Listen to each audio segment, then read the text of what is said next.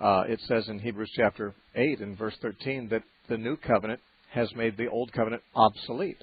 So if the old covenant is obsolete, how could anyone be saved? By keeping the old covenant, which is no longer valid. Thank you. That brings up a new question, though. The old covenant is obsolete.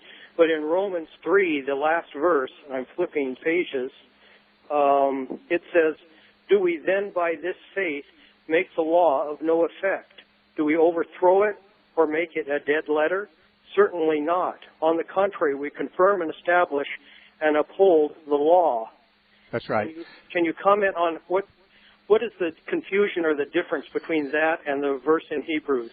Well, Paul certainly wasn't confused. I think many people get confused about Paul's meaning there at the end of Romans 3.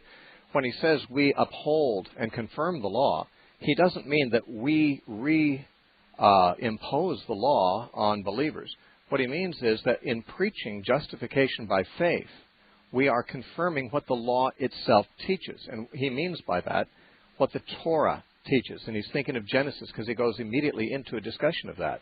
He says in the very next verse, "For what shall we say our father Abraham has found?" Now, Abraham's story is found in Genesis. That's in the Torah, in the law. And what Paul points out is that in the law, it says that Abraham believed in the Lord and it was counted to him for righteousness. So he's saying this justification by faith, that applied to Abraham. That's in the law. That's in the Torah.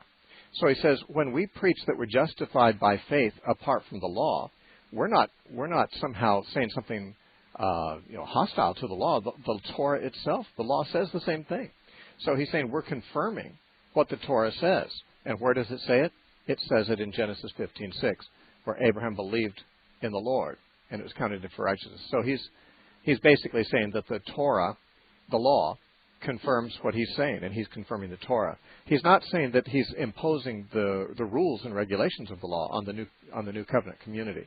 He's simply saying that the old covenant anticipated the new covenant, and what he's preaching is very agreeable with what the law said would happen, and it has happened with the coming